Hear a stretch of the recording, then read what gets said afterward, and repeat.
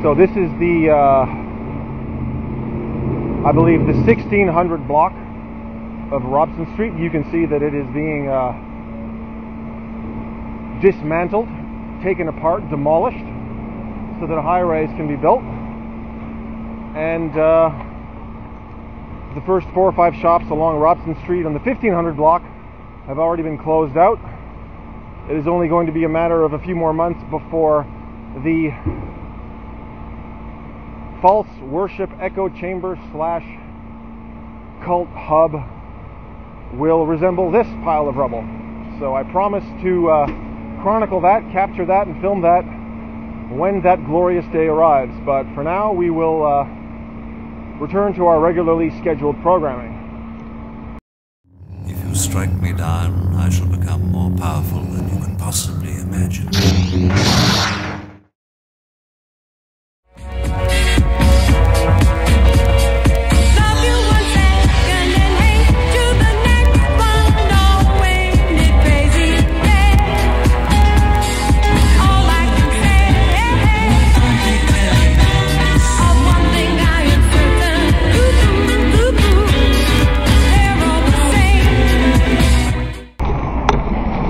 They are all the same.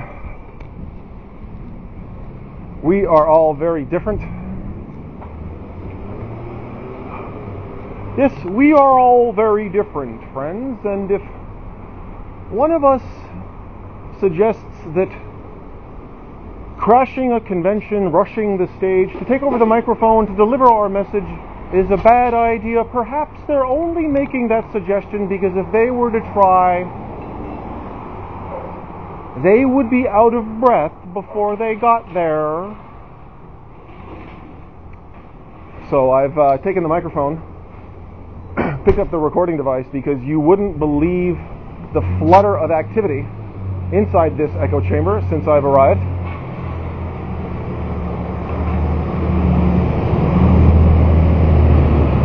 Most of the cult members in there at the moment are over the age of 70. This brother right there, his name is Earl Huff. He is Sandy Schmerl's father. They are truly beautiful people, kind, warm, and loving people. But when you join and then leave their cult, well, then you get a different kind of person. This brother is on the phone. Hi. So he's recording me. I wonder if he's going to record the sign that I'm holding. Yes, he is. So he's recording the sign that I'm holding. I'm glad he is. He's taken the snapshot. He's going to be, no doubt, sharing the snapshot. What do you tell someone when you show someone a picture of a person who was standing where you were standing and clearly talking, but where you couldn't hear what they were saying? You show the picture and then you say, okay, so he was holding up this sign and he was talking. I don't know what he was saying. I don't know what he was revealing. But anyway, here's the picture. So let's pray. Let's pray to Jehovah about the picture of Stuart that we've taken. Dear Jehovah, please provide us with the direction on how to discuss this picture. We see our poor, lost, mentally and emotionally unstable former worshiper of yours standing in front of your place of worship, holding up a sign that says, warning, do not offend the cult members. Please provide us with the direction needed as to how we are to proceed in handling this poor, troubled individual. Do we go to the police? Do we go to him directly? Or do we just keep taking pictures of him, thinking that that is going to scare him away? Oh, dear Jehovah, what do we do with the people who used to worship you alongside us, who've realized that, you know what, if we choose to believe in God, we can serve God without the assistance of 8 men in New York? I'm not going to record myself standing here with the sign, but you get the picture.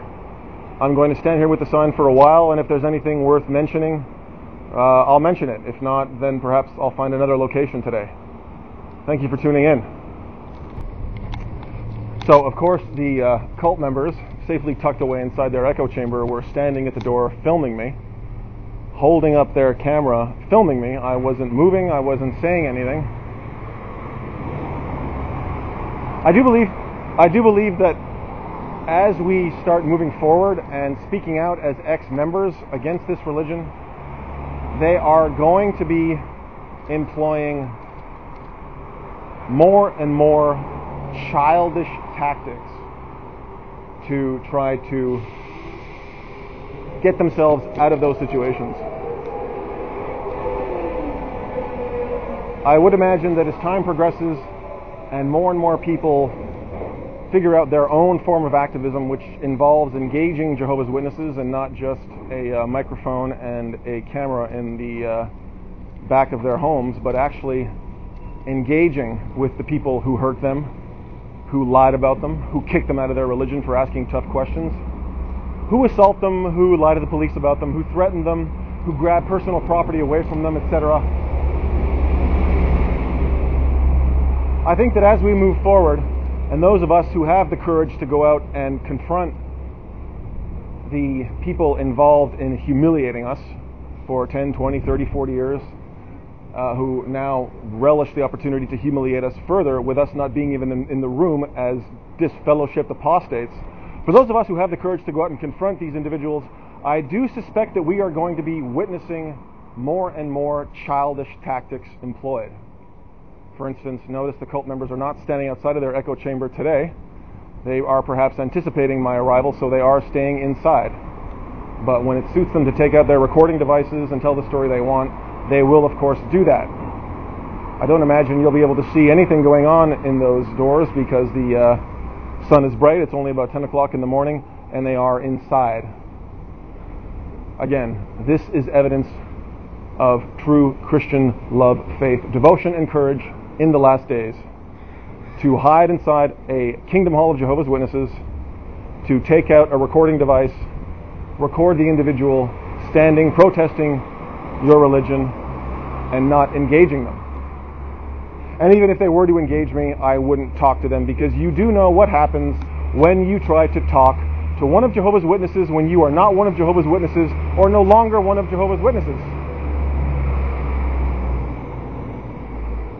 You can expect to have the conversation controlled for you,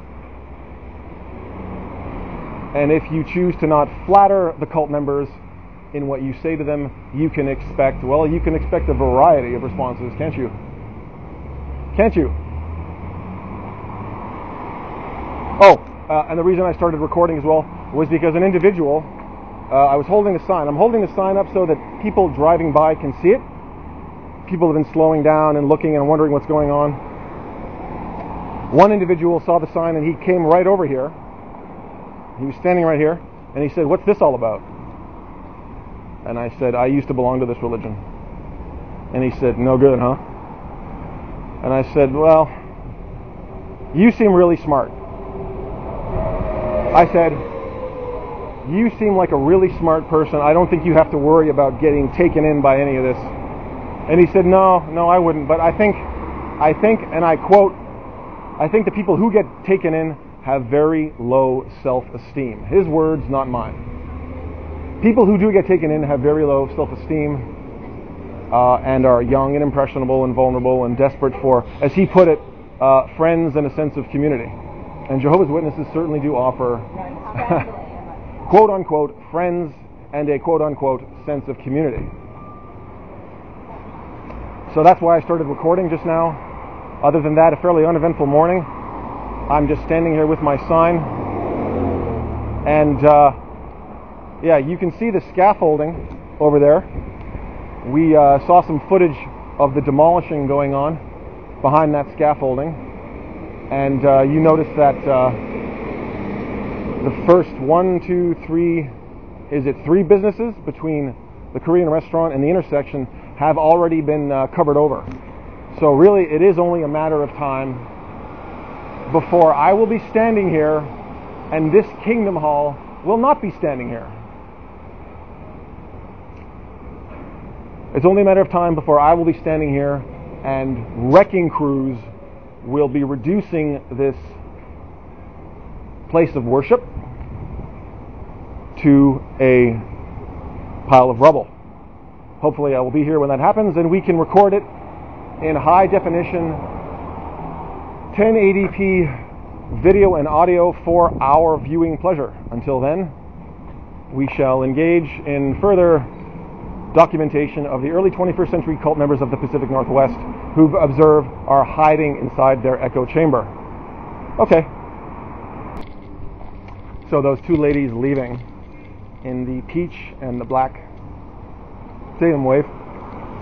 Their English isn't very good, so they stopped to ask me what I was doing. But before they even really asked what I was doing, they didn't understand the sign. And the word that they got tripped up on was offend. They didn't know what offend meant. And then the lady on the left looked it up and explained, and then they started to get an idea. And then I said, yes, when you talk to Jehovah's Witnesses, don't offend them, basically. And that was good enough for them, of course. Why? What happens? I would be able to explain to them what happens when you offend Jehovah's Witnesses. Anyway, the cult member was sitting right there watching that discussion happen, and after I talked to them, the ladies turned around and were sort of looking at the literature, looking at the sign, looking at the Kingdom Hall. And do you think he got up to come out and talk to them himself?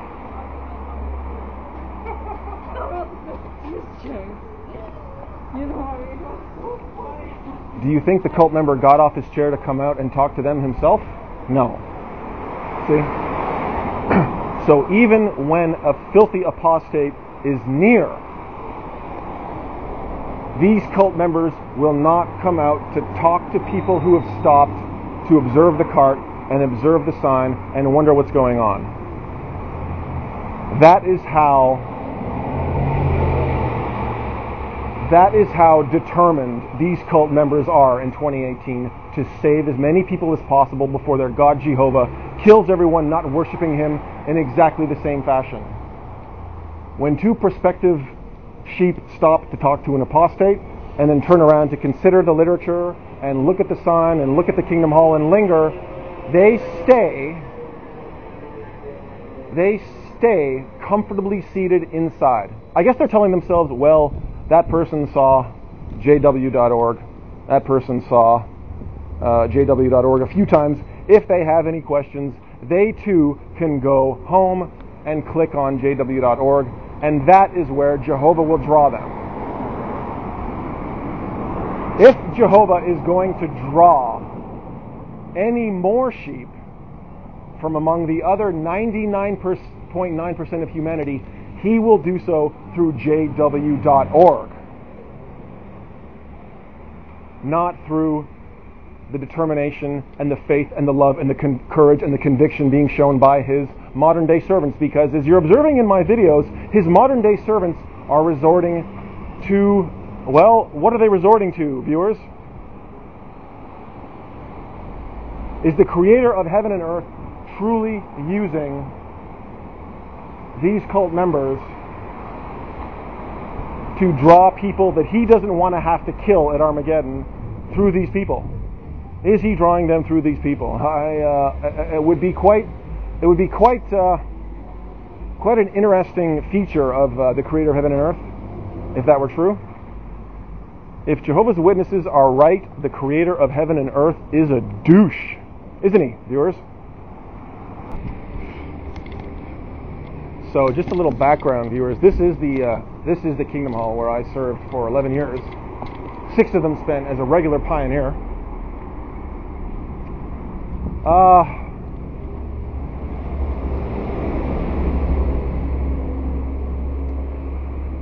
And I don't mind telling you that I was quite effective. I don't mind telling you that I poured my energy into glorifying my God Jehovah at the time. Those of you who have come out of Satan's wicked world to serve Jehovah, quote unquote, you know what kind of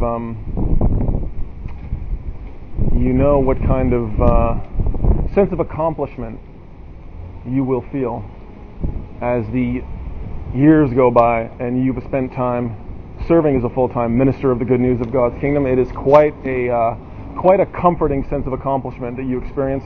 And I did experience it right in this Kingdom Hall, standing right there. And of course, doing the approach work in the surrounding area. Anyway, point is that I took the ministry quite seriously. I was a true believer. And in the process, I ended up with more progressive Bible studies that advanced to meeting attendance than all of the other brothers in the Stanley Park congregation combined. And after about the 5th or 6th or 7th Bible student who started attending meetings after studying with me, I observed the cult members not really wanting anything to do with them. Not really wanting anything to do with that 5th or 6th or 7th Bible student, because Jehovah's Witnesses are a very jealous bunch of people. At least the ones in this echo chamber were. And of course, when you are in the cult and heavily indoctrinated, you are admonished to overlook those human failings, and you are to leave it in Jehovah's hands. So the pain and the humiliation and the exclusion and the bewilderment that you experienced as a result of loving your God Jehovah, but not really being loved by your fellow cult members, was something that Jehovah would have worked out in his own due time. Eventually, we would all resemble Jesus, who was never jealous and never made anyone with a pure heart jealous, who gave of himself constantly, etc., etc. So, while you wondered what was happening, while people who you thought were your friends would engage in various behaviors to make you feel quite hurt, you would tell yourself, you would pray to Jehovah, you would pray to your God Jehovah and say, "Dear Jehovah, I know brother condescending, sister gossip, didn't mean what they said.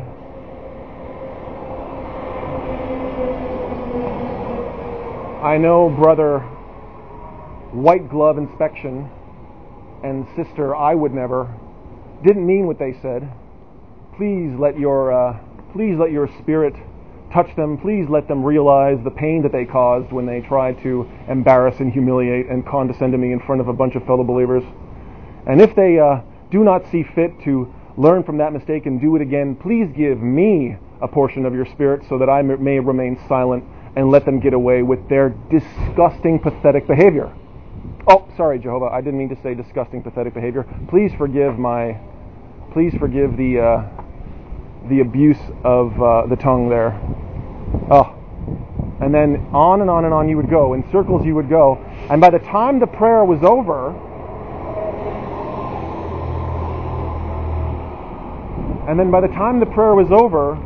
you would think you were the one that needed to make the change. And you know what? That is true. We all do need to make changes in our lives, don't we? But the problem is that, according to these cult members, to successfully make those changes is to look and behave and think just like them. See, this is what it looks like when you have learned from your mistakes and you have earned God's approval. And in the very near future, when you have earned life itself, viewers, this is what it looks like. To be tucked away inside an echo chamber with advertisements for a website, and you're good to go. You're good to go for life in paradise for at least 1,000 years before you're finally tested one more time. Well, viewers, I am really impressed. I am really, really impressed, I have to say. I am impressed by these cult members' willingness to stand here today. This is Robson Street. This isn't even Robson Public Square. Robson Public Square is about another block and a half that way, where groups like this typically gather. These cult members actually have the conviction to stand here. You'll remember last time Actually, you know what? I haven't seen cult members standing here in front of this location for months. I wonder if these cult members are aware that there's somebody going around filming them and posting them on YouTube. And they knew that today, coming out to worship their God Jehovah. And they told themselves that they were ready for that. In fact, you know what? I'm ready to be filmed and put on YouTube serving my God Jehovah. In fact, I'm so sure of myself, I'm prepared to go and set up right in front of this vacant lot on Robson Street, Vancouver's runway. Wow.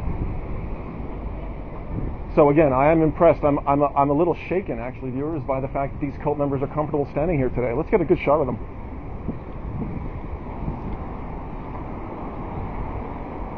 Wow. That is impressive. I wonder if I were to tell these cult members about what just happened in front of the Robson Street Kingdom Hall, if they would believe me. I wonder if I were to tell these cult members that not 10 minutes ago, I was standing in front of the 1500 block Robson Street Kingdom Hall for about 45 minutes, I guess, total. And instead of coming out to reason with the filthy, disgusting apostate, the brother and sisters all stayed inside the Kingdom Hall, filming me back. These cult members are welcome to film me back. I wonder if it's occurred to these cult members to film me back. I wonder if it's occurred to these cult members to film me back and call it engaging in theocratic warfare, the way that elder thought he was engaging in theocratic warfare by filming me from the inside of the Kingdom Hall and just staying there so that he can tell the story that suits him later. I wonder if these cult members have heard of how many people are leaving this religion, getting over the anger, the frustration, the embarrassment that comes with waking up from a cult. It doesn't really matter what cult. If you have been a cult member for 20 or more years, you know what a difficult process it is to break the conditioning. Observe these cult members, again, engaging in the typical response to talk to one another, to project how busy and faithful and dedicated they are. It is truly fascinating watching the variety of responses from the cult members in situations like this. And the reason I think that this is so effective is because this is precisely the same kind of, she is going for the phone. It did take this cult member a little bit longer than usual, but she is going for the phone. So I am going to turn off the device, stand right there with my sign, and hopefully fellow cult members will come so we can observe their exchange when they do. Observe the cult member hiding as much as possible so that she isn't recorded talking to whoever she's talking to. Observe the faith, observe the courage of the cult members.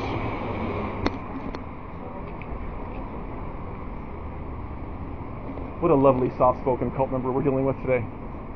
Some cult members, there's actually nowhere for her to go. This was a mistake, I think, setting up. Typically, the cult members do enjoy walking away, so that when you leave the cart and then come back to the cart, they can then call that an invasion of their personal space, or if you follow the cult member, they can then say that you've stalked them. So I've learned by now not to leave the cart, not to follow the cult member, because as you know, when you leave this disgusting cult and speak out against it, and if you have the effrontery to engage current members in conversation, be prepared to be lied to, lied about, threatened, physically assaulted, and lied to the police about. This cult member has just said no worries.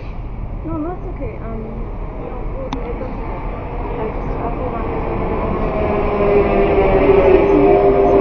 This cult member thinks that she can talk to me now.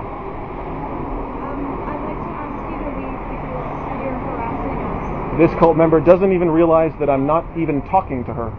If you don't leave right away, I'm going to call the police. This cult member thinks I'm going to go away because I'm afraid of talking to the police. I look forward to seeing the police today.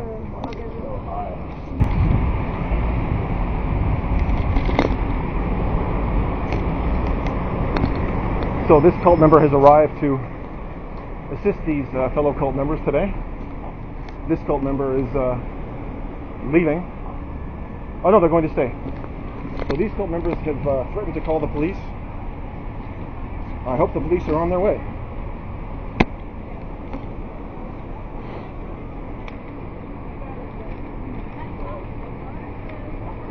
these cult members are gathering in a huddle.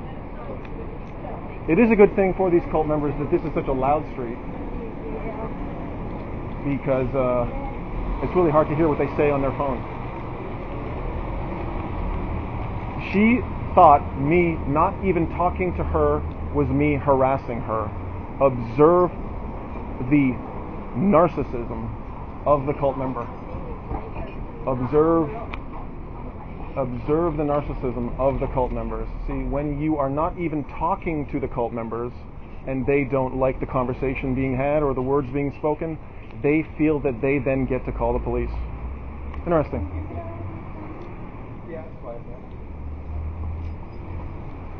Oh Jehovah, what do we do when the filthy apostate's making fun of you?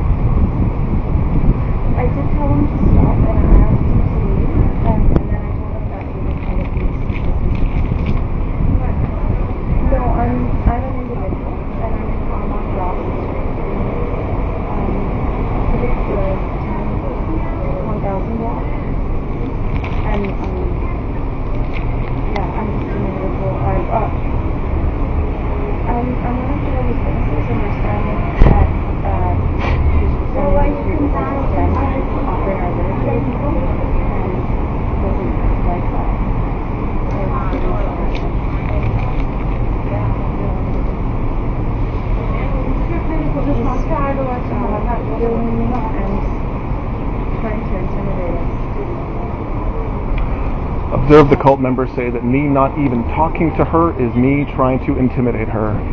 Observe the cult member thinking she knows what I'm thinking and actually doing, and observe the cult member walking away. How much is that cult member wishing that I approached her now so she could say, okay, now he's approaching me. Now he's invading my personal space.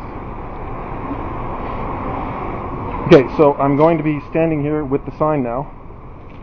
So viewers, I'm going to wait for the police. I'm looking forward to talking to the police. I wonder what they're going to tell me when I can tell them that I'm not even talking to these cult members.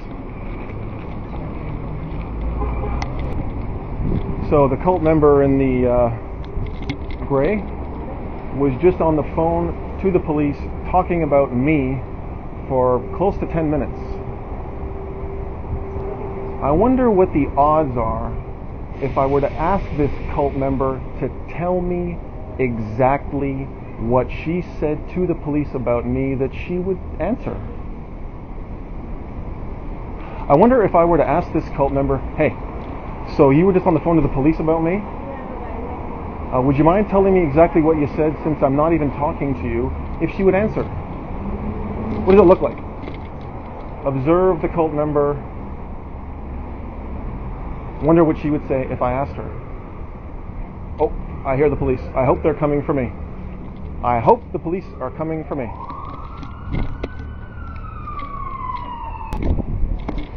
So most people have been smiling at the sign. A gentleman was lingering here for a moment, smoking a cigarette, looking really cool.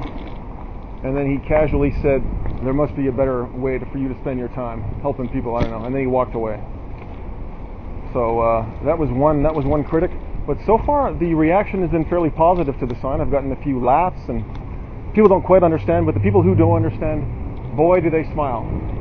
Boy do they appreciate what I am doing, chronicling the behavior of the early 21st century cult members. I was hoping that one of them would stop so that I could tell them, well, you know what, sir, I haven't even spoken to them, and already they've called the police on me. Don't believe it? Ask them. I wonder if I were to tell somebody walking by, what's going on here? That, well, you know what, listen, so I don't even talk to them. I talk to my YouTube viewers, and they call the police to say that I'm harassing them. No. Yeah, they did.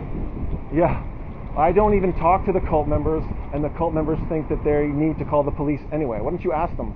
I wonder if these cult members would answer that question if somebody said, so this guy says that he's not even talking to you and you called the cops on him? I wonder what these cult members would say. Let's see if we can find somebody prepared to do that. Because life is, adventures in car crashing can be very unpredictable. So hopefully somebody will stop and say, what's your problem? And I'll tell them that. And then they can ask these cult members, so, hi. And then they can ask these cult members, so this guy's not even talking to you and you called the cops on him?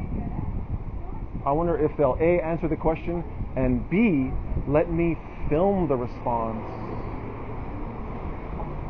I wonder if I were to remind these cult members of what Hebrews 4 and verse 13 says about everything being naked and openly exposed before Jehovah, if they would reason on it, even though it came out of the mouth of a filthy, disgusting, former Jehovah-worshipping Satan server. I wonder if I were to remind these cult members of what Hebrews chapter 4 and verse 13 says, that they would realize that something is wrong. Something is wrong in Watchtower when people don't even talk to Jehovah's Witnesses and they call the police. I wonder if we should start calling the police when they shun us. Officer, somebody just shunned me. Somebody was talking about me. Would you please come and tell them that I don't appreciate being harassed? Viewers, I'm sorry I wasn't recording, but I just got the sweetest, loveliest smile from the sweetest, loveliest lady walking by. She communicated to me in one expression that she appreciates exactly what we are doing. Before I forget, I want to take the opportunity to read to you once again. I'm going to start from the beginning because,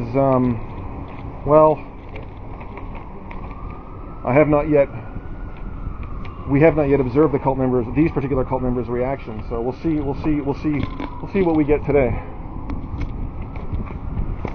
February 1st, 2018. To all bodies of elders regarding witnessing in public places. Paragraphs. Selecting suitable locations, site permission and insurance coverage, public witnessing equipment, determining who may participate, providing practical training, displaying literature, use of electronic devices, their favorite, special metropolitan public witnessing, schools and universities, nursing and retirement homes, harbor witnessing. Dear brothers, this letter replaces the letter. I wonder if this cult member is an elder and has heard this before. This letter replaces the letter dated October 14th, 2016 to all bodies of elders regarding witnessing in public places and has been added to the list of policy letters cited and indexed to Letters for Bodies of Elders, S22.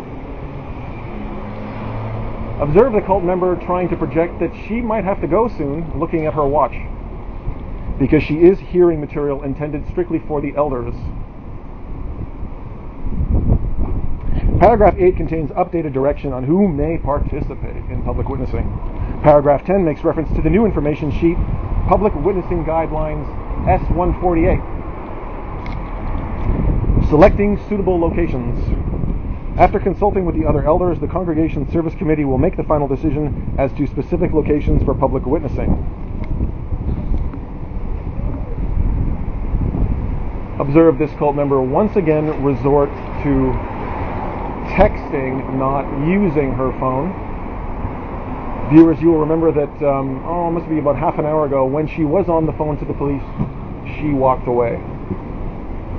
That is bait that I have taken on numerous occasions. When the cult members walk away in situations like this while they're on the phone to the police, they get to tell the police right then and there that they're being stalked, that they're being followed, that their personal space has been invaded. And you did notice that I did fall for that on multiple occasions, but fortunately for you, fortunately for me, we are learning quickly. I wonder if these cult members are going to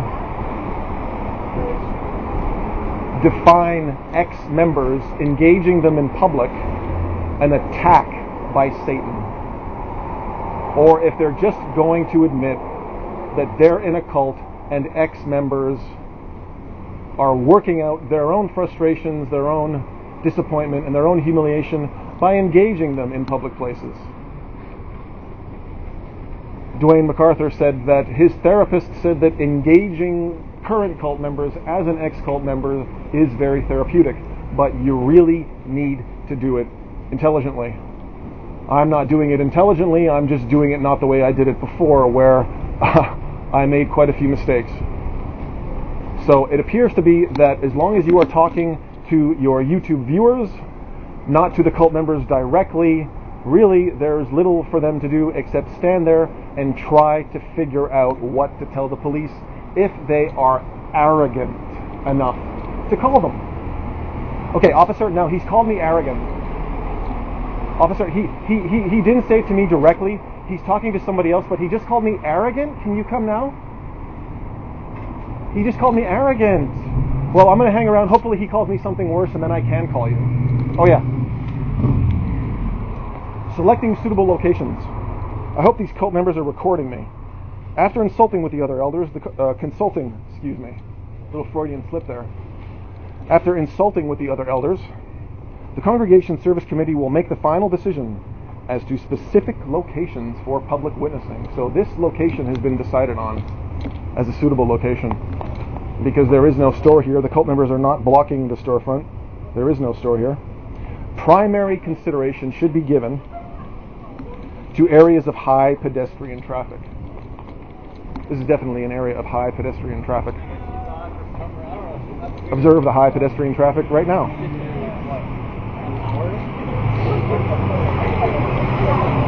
That are most visible in accordance with local regulations. Possible locations include transportation hubs, public squares, parks, busy streets, shopping malls, college campuses, airports, and locations of annual events. See also new initiatives for public witnessing. See also new initiatives for public witnessing found in the July 2013 issue of Our Kingdom Ministry, pages 4 to 6.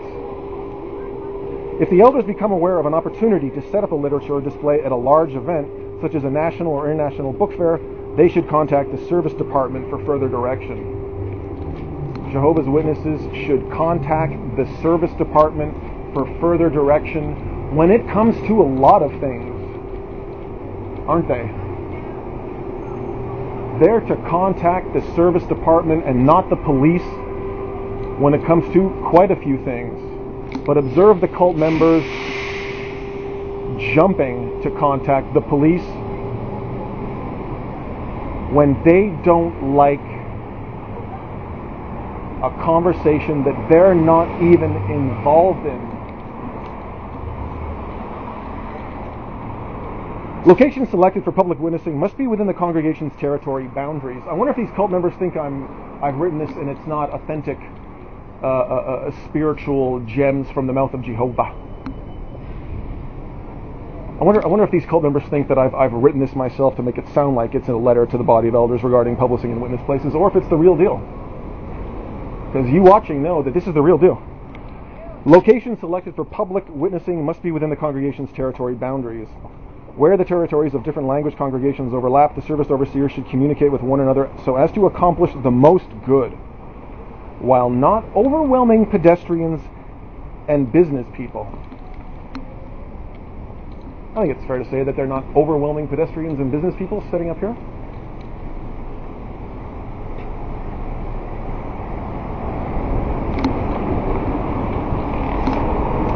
Site permission and insurance coverage. Oh, I love this part. I am reading this for the second time, but the first time I read this, I had fun reading it. Let's see if these cult members can see what I'm getting at by taking a moment to anticipate their hearing this right now. Site permission and insurance coverage. In some public locations, permission may be needed from a manager or secular authority before setting up a literature display. The service overseer or someone else designated by the body of elders should determine what may be legally required, if anything, in the way of permissions, permits, and insurance coverage. Any application to use a mobile cart or to set up a table or kiosk to display literature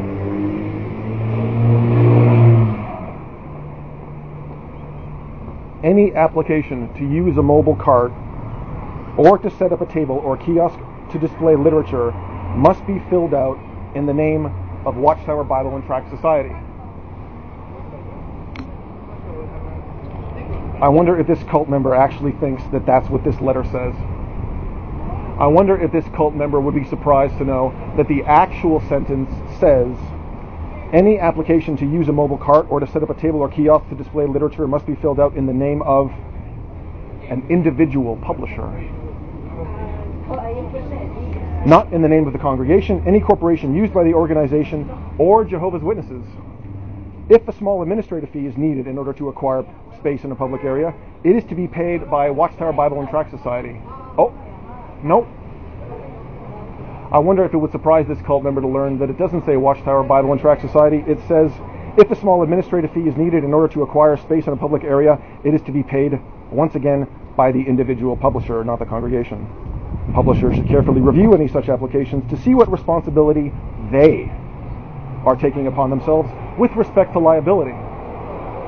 Publishers who apply to distribute literature at these areas are doing so on their own initiative as part of their own personal ministry to Jehovah.